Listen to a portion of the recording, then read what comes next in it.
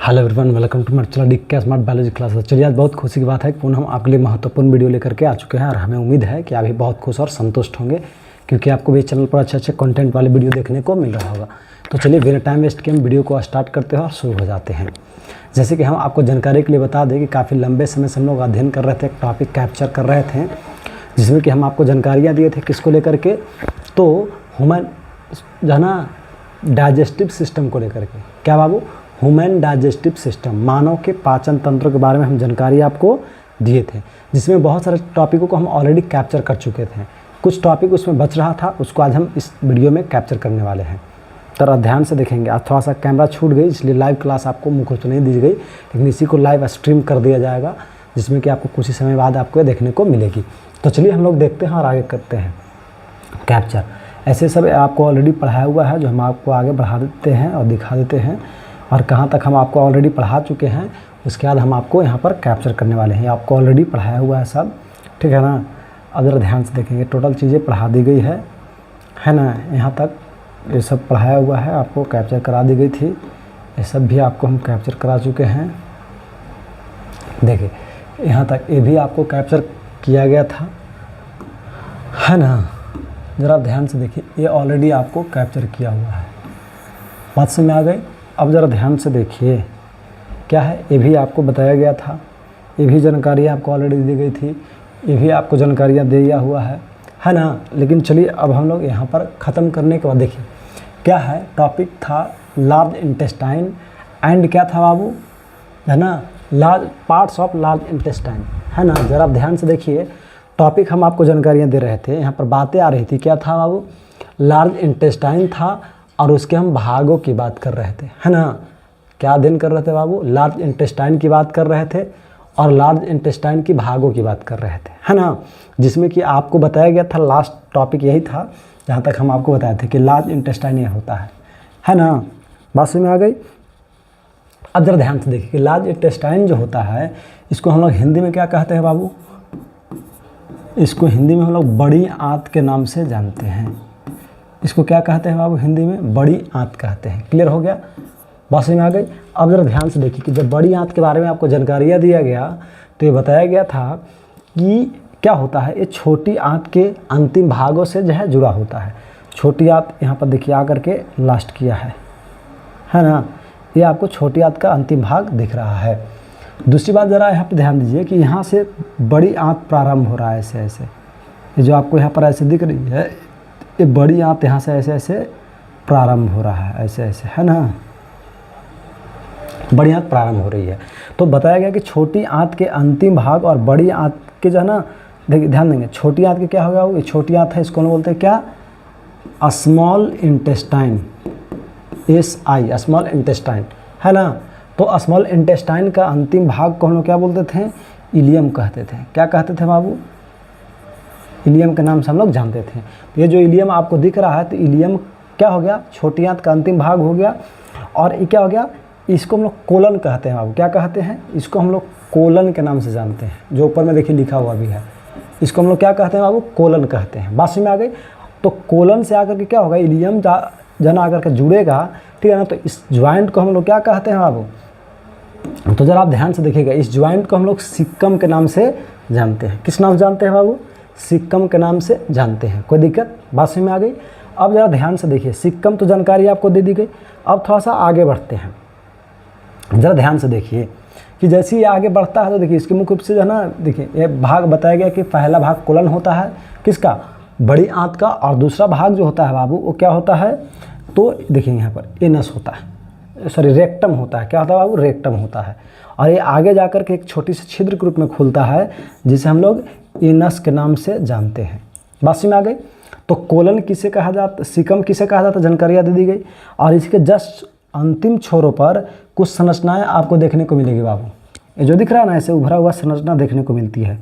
तो ये जो उभरा हुआ संरचना आपको दिख रहा है, इस उभरे हुए संरचना को हम लोग क्या कहते हैं? तो अपेंडिक्स के नाम से जानते हैं बाबू। जब इसमें इन्फेक्शन हो जाती है तो ये अपेंडिक्स क्या हो जाता है, तो किसी कारणवश जो है ना, मतलब इन्फेक्शन होने की वजह से इसमें थोड़ा सा प्रॉब्लम आने लगती है, तो जो है ना लोगों को पेन उत्पन्न करता है या दर्द उत्पन्न होती है। पास में आ रही, जिसकी वजह से समस्याएं आती है, तो डॉक्टर क्या करते हैं, इसे काट करके हटा देते हैं। समझ में आ रही है, जिससे क्या होती है कि ये जो इन्फेक्शन है वो बिल्कुल समाप्त हो जाती है और रोगियों को राहत मिलती है। ये हमारे शरीर का एक अवशेषीय अंग है, ये अगर हमारे शरीर में रहे तो भी कोई दिक्कत नहीं है और नहीं रहे भी तो भी कोई दिक्कत वाली बात नहीं है। अब चलते हैं कोलन के अगर हम भागों की बात कर लेते हैं तो ऐसे इसमें मुख्य रूप से आपको 3 भाग बताए गए थे बाबू। पहला क्या, एसेंडिंग, दूसरा क्या, ट्रांसवर्स कोलन, और तीसरा क्या बाबू, डिसेंडिंग कोलन, है ना। तो जरा आप ध्यान से देखेंगे, ये पूरा भाग है कोलन का। यहां से आपको दिख रहा है ऐसे, ये बड़ी आंत है,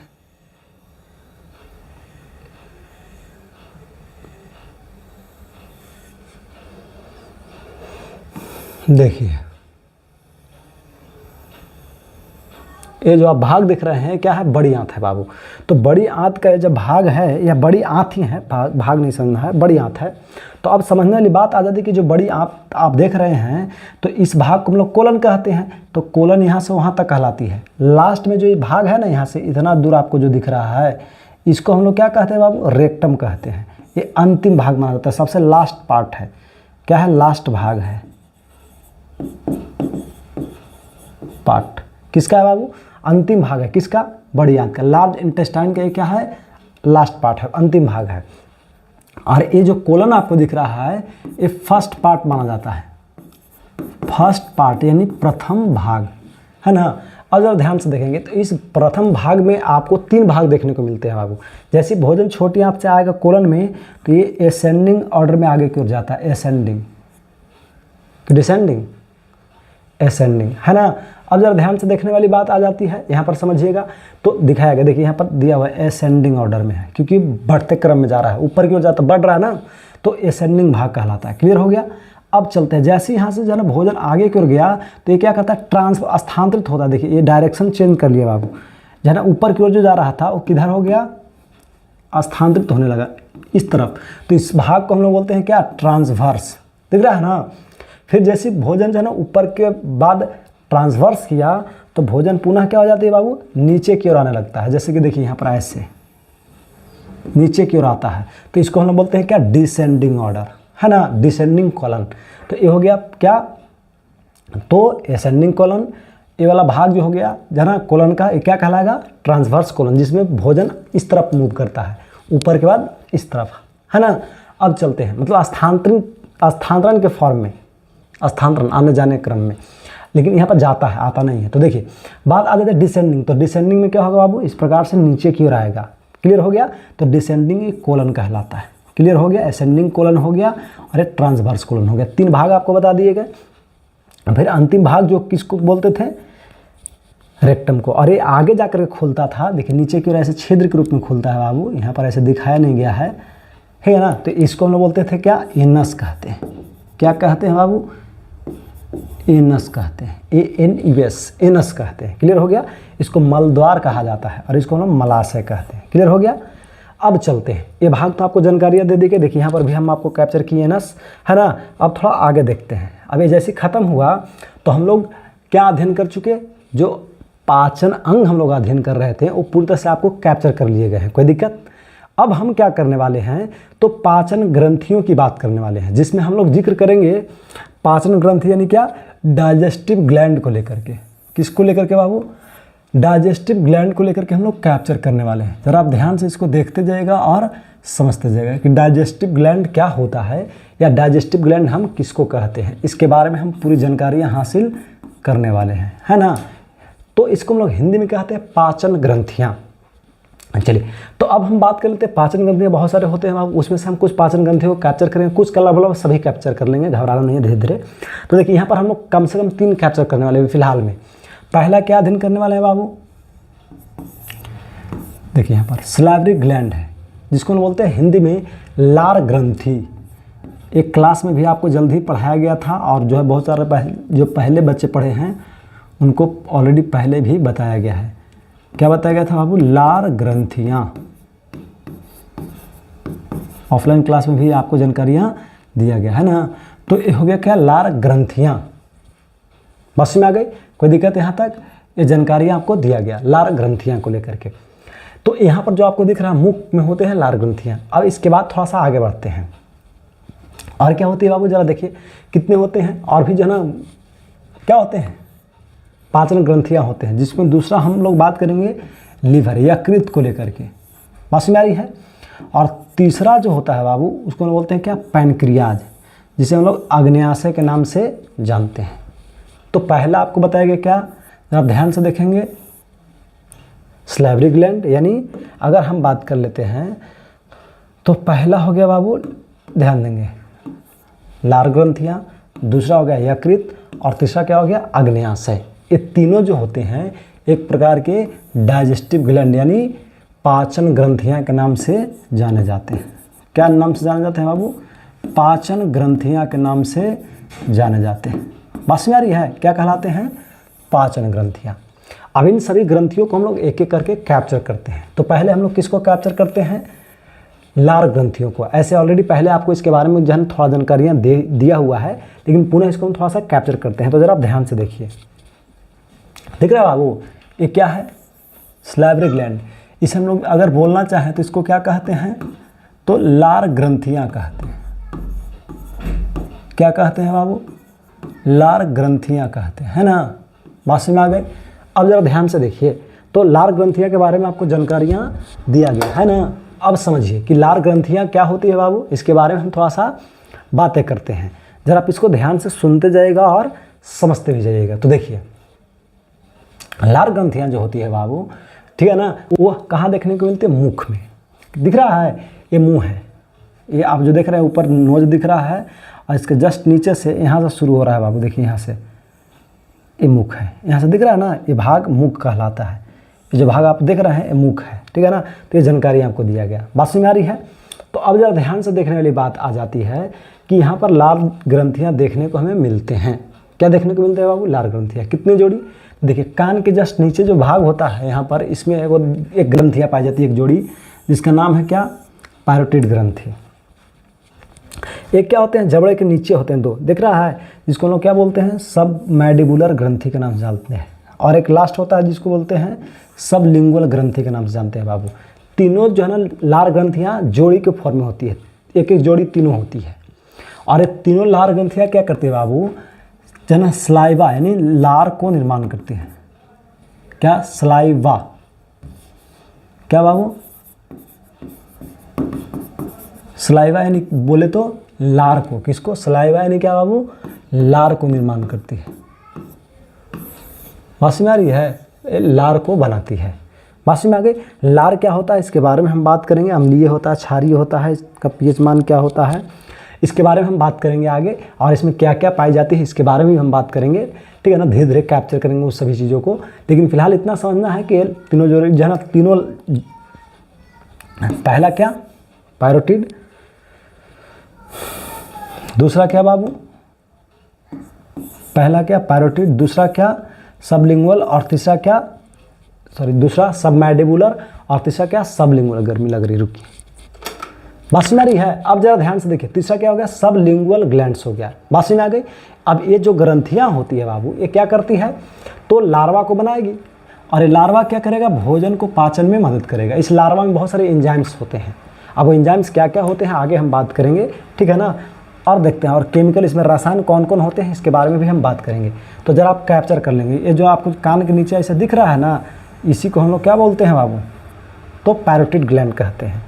यहाँ पर एक नीचे दिख रहा है आपको, जीभ के नीचे जो यहाँ पर दिख रहा है, तो इसको हम लोग क्या बोलते हैं, जबड़ों के नीचे मानिए।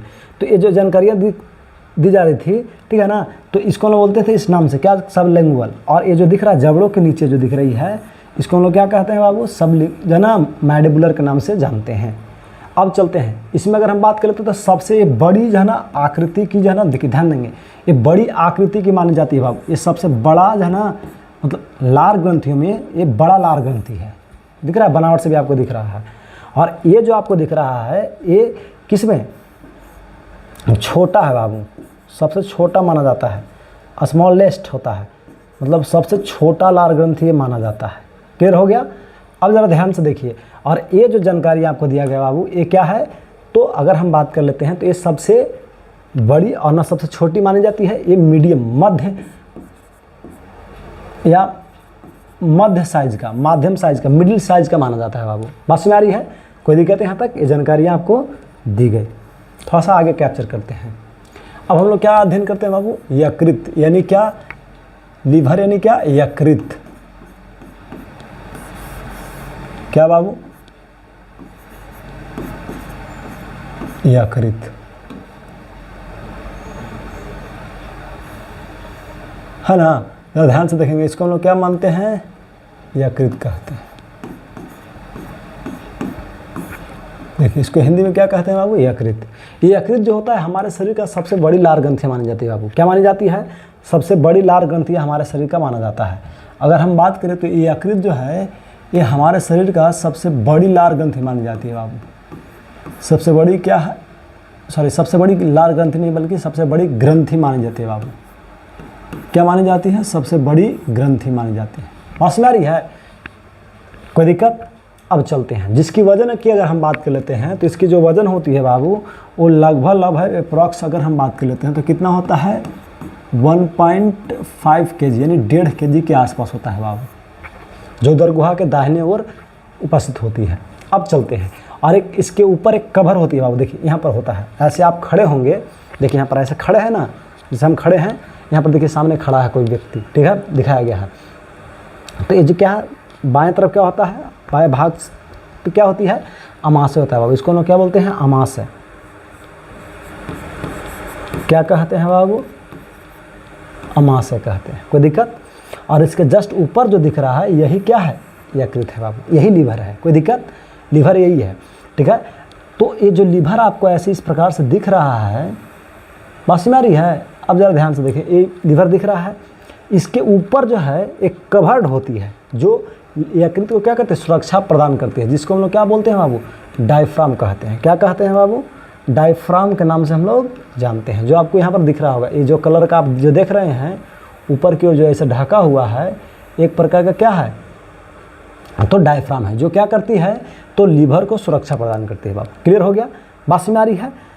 अब देखते हैं, समझने वाली बात आ जाती है कि इसी से जुड़ा हुआ कुछ और। देखिए इसको थोड़ा सा बड़ा करके हम देख रहे हैं यहाँ पर। देखिए तो यकृत का जो आपको संरचनाएं दिख रही है, देखिए ये जो आपको पीला कलर का ऐसा हाईलाइट किया हुआ दिख रहा है ना, यही यकृत है। ये बीच में लगता है कि बटा हुआ टाइप का ऐसा शेप का होता है बाबू। ये जो दिख रहा है संरचना, ये क्या है? लीवर का संरचना है। बात समझ में आ रही है? किसका संरचना है बाबू? लीवर का संरचना है। क्लियर हो गया? बात समझ में आ रही है? ये पूरी जानकारी आपको दिया गया। अब इससे क्या होती है? कुछ नलियाँ निकलती है बाबू, ऐसे दिख रहा है। और ये नलियाँ जो है कुछ जो है कहाँ चली जाती है? देखेंगे कुछ जो है चली जाती है, इसको थोड़ा सा चेंज कर देते हैं, ध्यान देंगे। एक कुछ नलियाँ जो होती है बाबू, ये कहाँ चली जाती है? पित्ताशय में चली जाती है। कहाँ चली जाती है बाबू? पित्ताशय में चली जाती है। कुछ नलियाँ कहाँ चली जाती है? पित्ताशय में। कोई दिक्कत? और चलते हैं, ज़रा ध्यान से आप देखिए। और इससे कुछ नलियाँ और भी निकलती है जो कहाँ चली जाती है बाबू? आग्नेयाशय में चली जाती है। कहाँ चली जाती है? आग्नेयाशय में चली जाती है बाबू। ज़रा ध्यान से आप देखेंगे, कुछ नलियाँ और भी जो निकलती है जो कहाँ चली जाती है? आग्नेयाशय में चली जाती है। क्लियर हो गया? अब यहाँ पर आप देखेंगे, आगे हम दिखाएंगे इसको, तो पूरी जानकारी आपको दिया गया कि इसकी जो वजन होती है बाबू कितनी होती है? इसकी वजन जो होती है बाबू वो 1.5 kg होती है। कितनी kg होती है? तो 1 अरे यार का तमाशा है, 1 कितना kg होता है बाबू? 5 kg होता है। समझ में आ रही है? इसलिए हमारे शरीर का सबसे बड़ा सबसे बड़ी ग्रंथि मानी जाती है। लार बार बार आ रहा है, सबसे बड़ी ग्रंथि मानी जाती है बाबू। कोई दिक्कत? बात में आ गई? अब चलते हैं, जिसकी वजन बता दी गई। इसका काम क्या है? इसके अंदर बहुत सारे कोशिकाएं होती है। वो कोशिकाएं क्या करती है? तो बाइल यानी पित्त को बनाती है बाबू। बाइल या आप क्या कह सकते हैं? ग्वाल भी कह सकते हैं। पित्त को बनाती है। क्या बाबू? बाइल या क्या करते हैं? पित्त को बनाते हैं। कोई दिक्कत? बात में आ रही है? अब चलते हैं। और वो पित्त क्या होगा? पित्त यहाँ से बन करके इस जो है ना माध्यम से आएगा। इस माध्यम को क्या कहेंगे? आगे बात करेंगे। इस माध्यम को क्या कहेंगे? आगे बात करेंगे। इस माध्यम को क्या कहेंगे? आगे बात करेंगे। लेकिन फिलहाल ये समझना है कि इस माध्यम से आते हुए कहाँ आ जाती है बाबू? पित्ताशय में आ जाती है। कहाँ आ जाती है? पित्ताशय में, जिसे हम लोग इंग्लिश में क्या कहते हैं? तो गॉल ब्लाडर कहते हैं बाबू। क्या कहते हैं? गॉल ब्लाडर कहते हैं। पित्ताशय में आकर के जो है ना पित्त क्या हो जाती है बाबू, बाइल इकट्ठा हो जाती है, और यहाँ से जैसे ही आएगा भोजन आगे से जो है ना तो उसको पचाने में मदद करेगा। ठीक है, अब कैसे पचाता है और हाँ किस प्रकार के भोजनों को पचाता है इसके बारे में थोड़ा सा हम डिस्कस करते हैं। तो ज़रा आप याद कीजिए कि जो होती है बाबू क्या, बाइल, एक पहला नंबर तो क्या करेगा, तो ज़रा ध्यान से आप देखिएगा, पहला नंबर जो है ये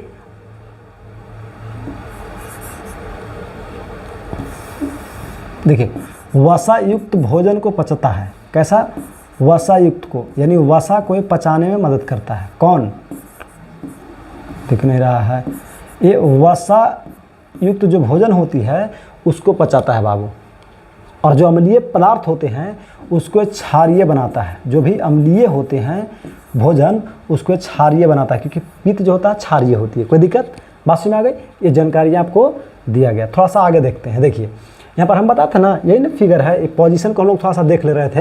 यहाँ पर जो आपको इस स्ट्रक्चर दिख रहा है इसी को थोड़ा सा क्लियर करके यहाँ दिखाया गया है, और इसका जो क्लियरिटी जो पोजीशन है जहाँ पर डक्ट वगैरह जो भी है, नलियाँ है और किस प्रकार से ज्वाइंट होते हैं, ये थोड़ा सा अगला पीपीटी में हम आपको दिखा रहे हैं। ऐसे पहले भी आपको ऑलरेडी दिखाए भी हैं। तो देखिए यहाँ पर थोड़ा सा इसको हम चेंज कर लेते हैं, किसको कर ले, कौन सा, चलिए इसको कर लेते हैं। देखिए बाबू, ये पूरा जो आप संरचना देख रहे हैं ना, ये जो आपको ऊपर से ऐसे संरचना जो दिख रहा है ये डिओडेनम कहलाता है बाबू। आप ध्यान से इसको देखते जाइएगा, हम हाईलाइट करते जाएंगे, ऐसे पेचीदा हो जाता है, ये इतना ही लिख देते हैं ज़्यादा। तो देखिए ये जो आपको दिख रहा है ये क्या कहलाता है, देखिए इधर हटा देते हैं, छोड़िए यहाँ तक आप समझिए। ये जो नीचे आपको गोल वाला राउंड वाला जो संरचना दिख रहा है इसको हम लोग क्या बोलते हैं बाबू, ग्रसनी कहते हैं, सॉरी ग्रहणी कहते हैं। क्या कहते हैं बाबू, ग्रहणी कहते हैं। इसको डिओडेनम के नाम से जाना जाता है। क्या कहा जाता है बाबू, डिओडेनम, जिसकी आकृति कैसी होती है, सी की तरह होती है। कैसी होती है बाबू, सी की तरह। क्लियर हो गया। अब ज़रा ध्यान से देखिए, बात आ जाती है कि इस डिओडेनम से कुछ जो है ना डक्ट्स निकले होते हैं, कुछ जो है ना नली निकली होती है बाबू। तो देखिए कुछ नली निकली होती है, तो ये नलियाँ जो है कहाँ चली जाती है, आग्नेयाशय के अंदर चली जाती है। क्लियर हो गया, कहाँ, आग्नेयाशय के अंदर आ जाती है। जस्ट अमाशय के जस्ट नीचे होता है एक पतले लंबी जो है ना थैलीनुमा संरचनाएं पाई जाती है, जिसको हम लोग क्या कहते हैं बाबू, आग्नेयाशय कहते हैं। तो आग्नेयाशय में एक आ गया। अब जब थोड़ा सा देखिए आगे, और देखिए यहाँ तो लिखा हुआ ही था, देखिए झूठों का हम दिमाग लगा रहे थे। देखिए इस भाग को हम लोग क्या कहते हैं बाबू, डिओडेनम कहते हैं। यहाँ पर लिखा हुआ है ना, तो ग्रसनी कहते हैं, सो ग्रहणी कहते हैं बाबू। क्या कहते हैं इसको, हिंदी में हम लोग ग्रहणी कहते हैं। ना समझेंगे इसको, ये ग्रहणी है बाबू। क्या हो गया, ग्रहणी। कोई दिक्कत, यहाँ तक क्लियर हो गया। अब जरा ध्यान से देखेंगे, गृहिणी नहीं समझ आना है, ये ग्रहणी है। ठीक है, क्लियर हो गया। आगे बात करते हैं। यहाँ से जो संरचनाएं निकली जो कहाँ चली गई, अमाशय में। एक और संरचना ऊपर की ओर निकली हुई है बाबू, देखिए यहाँ पर है ना। तो ऊपर की ओर जब निकली हुई है तो ये जो नलिया जो है ना आकर के कहाँ जाती है, तो एक पित्ताशय के अंदर आ जाती है। देखिए है ना, इसको हम लोग क्या बोलते हैं, गॉल ब्लाडर। ये जो संरचनाएं आप देख रहे हैं यहाँ से ऐसे जो हरा रंग का दिख रहा है, इस संरचनाओं को हम लोग क्या कहते हैं बाबू, देखिए आगे आकर के दो भागों में बढ़ जाता है। देखिए यहाँ पर दिख रहा है, यहाँ पर ऐसे जो यहाँ से निकला था, किससे, छोटी आंत के प्रथम भाग यानी ग्रहणी ने डिओडेनम से, वो आगे जाकर के दो भागों में बढ़ जाता है, और एक जो है ना इधर चला जाता है बाबू। दिख रहा है यहाँ पर नीचे की ओर, जिसको हम लोग आग्नेयाशय या पैनक्रियाज कहते हैं। क्लियर हो गया। अब ज़रा ध्यान से देखिए कि जैसे ही आगे की ओर जाता है तो ये जो यहाँ पर संरचनाएं आपको दिख रही है, ये जो क्षेत्र दिख रहा है, इस क्षेत्र को हम लोग क्या कहते हैं बाबू, तो ज़रा आप ध्यान से देखेंगे, इस क्षेत्र को हम लोग कॉमन बाइल डक्ट के नाम से जानते हैं। किस नाम जानते हैं बाबू, कॉमन बाइल डक्ट के नाम से जानते हैं। जहाँ पर दोनों आकर के देखिए पित्ताशय वाला भी और क्या जो लीवर वाला होता है वो आकर के दोनों एक जगह ज्वाइंट करेगा, तो उसको हम लोग क्या बोलते हैं, तो उसको हम लोग बोलते हैं कॉमन बाइल डक्ट। क्लियर हो गया। अब थोड़ा सा आगे देखते हैं बाबू, किसको, ज़रा आप देखिए इसको, ये जो आपको संरचनाएं दिख रही है, यहाँ पर जो नलियाँ निकली, इसको हम लोग क्या बोलते हैं, हेपेटिक डक्ट के नाम से हम लोग जानते हैं। बात समझ में आ रही है। और ये जो आपको संरचनाएं दिख रही है, इसको हम लोग क्या बोलते हैं, गॉल ब्लाडर। और इधर जो दिख रहा है बाबू, इसको हम लोग क्या कहते हैं, तो लीवर के नाम से जानते हैं, यकृत के नाम से जानते हैं। ये पूरी जानकारी आपको दिया गया। क्लियर हो गया, बात समझ में आ गई। अब चलते हैं, थोड़ा आगे बढ़ते हैं बाबू। देखिए ध्यान देंगे, लिखा हुआ है excretory and respiratory and excretory system. बात समझ आ रही है? क्या क्या इसको हम लोग हिंदी में बोल लेते हैं, तो ज़रा आप ध्यान से देखिए। इसको हिंदी में हम लोग बोलते हैं बाबू, क्या बोलते हैं? श्वसन तंत्र, और साथ साथ इसको बोलते हैं उत्सर्जन तंत्र। अब देखिए, श्वसन तंत्र और उत्सर्जन तंत्र का क्या योगदान है पाचन में, तो हम आपको जानकारी के लिए बता दें कि हमें जीवित रहने के लिए भोजन की जरूरत पड़ती है, और भोजनों के साथ साथ गैसों की जरूरत पड़ती है। तो जैसे हम भोजन को उपयोग करते हैं, तो भोजन को उपयोग करने का तो उससे क्या करते हैं? आवश्यक पदार्थों को प्राप्त करते हैं। तो क्रिया पोषण माना जाता है, और जिस क्रिया द्वारा प्राप्त होता है पाचन कहा जाता है। लेकिन उससे आवश्यक पदार्थों के बाद बेकार पदार्थ भी बनते हैं। तो उस बेकार पदार्थों को जब शरीर से बाहर निकाल दिया जाता है, ठीक है ना, तो उस क्रिया को एक्सक्रेशन या उत्सर्जन के नाम से हम लोग जानते हैं, जिसमें कि आगे क्या क्या होती है आगे बताएंगे। और जब हम क्या करते हैं, जीवित रहने के लिए आवश्यक गैसों को उपयोग करते हैं और छोड़ते हैं बाबू, तो उसे हम लोग क्या कहते हैं? रिस्पायरेशन। उसको हम लोग श्वसन कहते हैं। इसको हम लोग हिंदी में क्या कहते हैं? तो इसको हम लोग हिंदी में श्वसन कहते हैं बाबू। क्या कहते हैं? श्वसन कहते हैं। और इसको हिंदी में हम लोग क्या कहते हैं? उत्सर्जन कहते हैं। तो ये दोनों का योगदान होती है। जस्ट इसके आगे फिर हम लोग श्वसन अध्ययन करेंगे, फिर उसके बाद उत्सर्जन अध्ययन करेंगे। इस चैप्टर के बाद श्वसन, और उसके बाद तब फिर हम लोग क्या करेंगे? उत्सर्जन अध्ययन करेंगे। परिवहन, उत्सर्जन, इस प्रकार से हम लोग जिक्र करेंगे एक एक करके टॉपिकों को। श्वसन, फिर उसके बाद परिवहन भी कैप्चर करेंगे, उसके बाद तब उत्सर्जन की बात करेंगे। तो इसलिए हम यहाँ पर कैप्चर कर लिए कि देखिए, श्वसन तो ऐसा हमारे शरीर के अंदर श्वसन तंत्र पाए जाते हैं। मानव एक प्रकार का उच्च श्रेणी के अंतर्गत आने वाला क्या माना जाता है बाबू? जीव माना जाता है, जिसके अंतर्गत क्या होते हैं? हर एक क्रियाओं को करने के लिए एक विशेष प्रकार के तंत्र या अंग पाए जाते हैं। बात समझ आ रही है? एक विशेष प्रकार के तंत्र या क्या होते हैं बाबू? अंग पाए जाते हैं। बात समझ आ रही है? जैसे देखिए यहाँ पर ये आपको जो संरचनाएं दिख रही है, ये क्या है? तो फेफड़ा है। क्लियर हो गया? अब जरा ध्यान से देखिए, और ये जो संरचनाएं दिख रही है बाबू, ये क्या है? एक किडनी था, ऐसा समझ आ रहा है, किडनी है। कोई दिक्कत? बात समझ आ गया? तो ये हो गया क्या? श्वसन, और ये क्या हो गया बाबू? उत्सर्जन। क्लियर है? अब चलते हैं, श्वसन तंत्र क्या होता है, उत्सर्जन तंत्र क्या होता है, उसके बारे में जानकारी दिया गया। वैसा तंत्र या अंग जो उत्सर्जन करने में अपना महत्वपूर्ण भूमिका निभाता हो, ठीक है, या उत्सर्जित पदार्थों को बनाने के साथ साथ शरीर से बाहर निकालता हो, तो वैसे अंगों के समूह को क्या कहते हैं बाबू? वैसे अंगों के समूह को हम लोग उत्सर्जित तंत्र के नाम से जानते हैं। और वैसे अंग या अंगों के समूह जो श्वसन करने के साथ साथ आवश्यक गैसों को उपयोग करने के साथ साथ बेकार गैसों को शरीर से बाहर निकालते हैं, तो वैसे अंगों को क्या कहते हैं? उत्सर्जित तंत्र के नाम से हम लोग जानते हैं बाबू। क्लियर हो गया? यहाँ तक जानकारी आपको पूरी तरह से दिया गया। अब थोड़ा आगे बढ़ते हैं बाबू, जरा ध्यान से आप देखिए। अगर हम बात करते हैं लास्ट ही है ना, तो जरा आप ध्यान से देखिए, ये जानकारी आपको दिया गया। जैसे हम लोग क्या करते हैं बाबू, पाचन हमारे शरीर के अंदर होती है। यहाँ पर लिखा हुआ है, क्या लिखा हुआ है? Digestion of food in human, यानी किसका? भोजनों का पाचन, किसमें? मानवों में। तो जैसे ही हम देखिए यहाँ पर क्या है? पाचन तंत्र, मुख हो गया, पिछला भाग ग्रसनी होती है, ग्रास नली हो गया, है ना, क्या हो गया बाबू? ग्रास नली हो गया। फिर ये क्या हो गया? लीवर हो गया यहाँ पर, है ना, ये अमाशय हो गया, ये बड़ी आंत, ये छोटी आंत हो गया। ऐसे बहुत सारे अंग हो गए यहाँ पर, बीच में पैनक्रियाज हो गया, ठीक है ना। तो अब जैसे हम भोजन को करते हैं, तो ये सभी अंगों, जितने भी अंग आपको दिख रहे हैं आहार नाल के अंतर्गत आने वाले, ये सभी अंग कहीं ना कहीं अपना कार्य कर रहे होते हैं, अपना योगदान दे रहे होते हैं। तो उस कंडीशन में क्या होती है, इसके बारे में थोड़ा सा हम बातें करते हैं। तो जैसे ही अपना योगदान दे रहे होते हैं बाबू, तो हमारे द्वारा उपयोग किए गए भोजनों का पाचन होता है। जैसे हम चावल को उपयोग किए, या हम मक्का को उपयोग किए, या हम आलू को उपयोग किए, तो उससे में क्या मिलेगा बाबू? कार्बोहाइड्रेट मिलेगा। क्या मिलेगा बाबू? कार्बोहाइड्रेट उससे हमें प्राप्त होगा। यहाँ पर आप ध्यान देंगे, क्या प्राप्त होगा बाबू? कार्बोहाइड्रेट। तो कार्बोहाइड्रेट का क्या होगा? डाइजेशन होगा। क्या होगा बाबू? डाइजेशन होगा, यानी पाचन होगा। तो पाचन होगा तो किस रूप में बदल जाएगा? मल्टोज के रूप में बदल जाएगा। और जैसे मल्टोज के रूप में बदलेगा, तो उसे हमें क्या मिलने लगेगा? एनर्जी, ऊर्जा मिलेगा बाबू। अरे ऊर्जा का सबसे महत्वपूर्ण स्रोत भी माना जाता है कौन? तो कार्बोहाइड्रेट। इससे हमें अधिक से अधिक मात्रा में ऊर्जा की प्राप्ति होती है। हम दैनिक जीवन में जिसको ज़्यादा मात्रा में उपयोग करते हैं ना, उसे कहीं ना कहीं ज़्यादा ऊर्जा की प्राप्त होती है। चाहे चावल हो, आटा हो, या फिर मक्का हो, सब्जी हो, आलू हो। सब्जी में मतलब विटामिन भी होते हैं, लेकिन जैसे सब्जी में आलू तो प्राप्त होती है, तो वही चीज़ें हैं। तो ये जानकारी आपको दिया गया बाबू।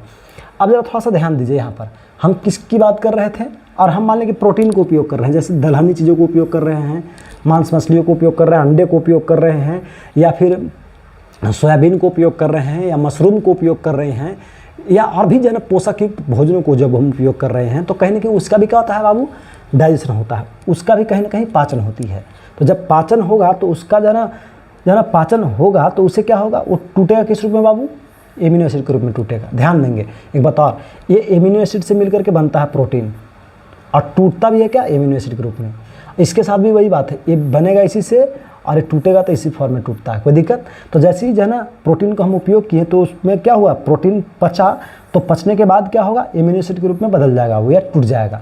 और जैसे एमिनो एसिड के रूप में टूटेगा वो, तो उसे में क्या मिलने लगेगी, एनर्जी, ऊर्जा मिलेगी बाबू। क्या मिलेगी, ऊर्जा मिलेगी। बात समझ आ रही है।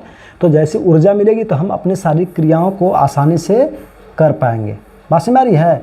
जैसे हमें क्या मिलेगा बाबू, एनर्जी मिलेगा, तो हम आसानी से क्या कर पाएंगे, तो शारीरिक क्रियाओं को कर पाएंगे। जैसे चलना फिरना जो भी कार्य होती है वो हम आसानी से कर पाएंगे। किसके वजह से, तो एनर्जी की प्राप्ति की वजह से। और ऐसे बहुत सारे भोजन होते हैं, कार्बोहाइड्रेट, प्रोटीन्स हो गया, विटामिन्स हो गया, फैट हो गए, इन सभी से कहीं ना कहीं हमें पोषक तत्वों की प्राप्ति हो रही होती है। किसी से थोड़ा ज़्यादा मात्रा में होता है तो किसी से कम होती है।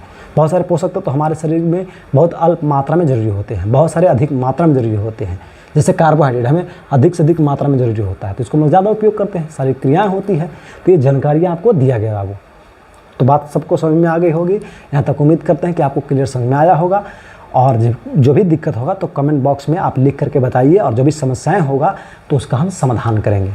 आज थोड़ा सा माइक छूट जाने की वजह से अब आपको डायरेक्ट लाइव नहीं दे पाए, तो मोबाइल से हम शूट कर रहे हैं और आपको वीडियो डाल देंगे, तो घबराने वाली बात बिल्कुल नहीं बाबू। लेकिन लाइव क्लास चलेगा रेगुलर, ध्यान रखें और जो है ना मन से पढ़ते रहें, और जो है ना वीडियो को शेयर भी करते रहें और सब्सक्राइब भी करते रहें, ताकि जो है ना फ्री में बेहतर से बेहतर कंटेंट सभी बच्चों तक मिल सके। बहुत मेहनत लगता है बाबू ये सब, जहाँ देखिए पीपीटी बनाने में, दिख रहा है ना, ये सब पीपीटी को बनाने में बहुत मेहनत और बहुत टाइम लगती है।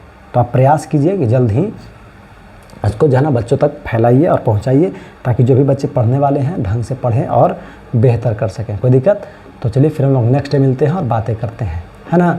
सब देखिए बहुत मेहनत पड़ता है बाबू, इतना मेहनत पड़ता है ना, बहुत टाइम भी लगती है, इतना जल्दी नहीं बन जाता है। देखिए आप चाहें तो, हाँ एक बात और भूल नहीं गए थे, ध्यान देंगे, आप चाहें, आप इच्छा अनुसार, ऐसा ज़बरदस्ती नहीं है, आप चाहें तो हमें क्या कर सकते हैं बाबू, फॉलो कर सकते हैं। कहाँ, तो यूट्यूब पर दिख रहा है, चाहे तो हमें यूट्यूब पर, और क्या बाबू, फेसबुक पेज पर, इंस्टाग्राम पर, टेलीग्राम पर, गूगल मैप पर, ट्विटर पर। गूगल मैप हो गया और ट्विटर हो गया, वहाँ पर आप सर्च करेंगे और फॉलो कर लेंगे। क्या सर्च करना है बाबू, क्लास का नाम, ठीक है। अगर ये सर्च करने से आपको नहीं आ रहा है तो आप डायरेक्ट सर्च कीजिए दीपक सर बायोलॉजी, बात समझ आ रही है, आपको मिल जाएगा, फॉलो कर सकते हैं। तो ज़बरदस्ती नहीं है, आपको इच्छा अनुसार कर लेनी है, क्योंकि अपडेट हम आपको देते रहेंगे, हर चीज़ों का मिलता रहेगा, मज़ा आता रहेगा, आप पढ़ते रहेंगे, बेहतर करते रहेंगे। तो चलिए फिर हम लोग नेक्स्ट डे मिलते हैं और बातें करते हैं। तब तक के लिए आप सभी को हमारे तरफ से और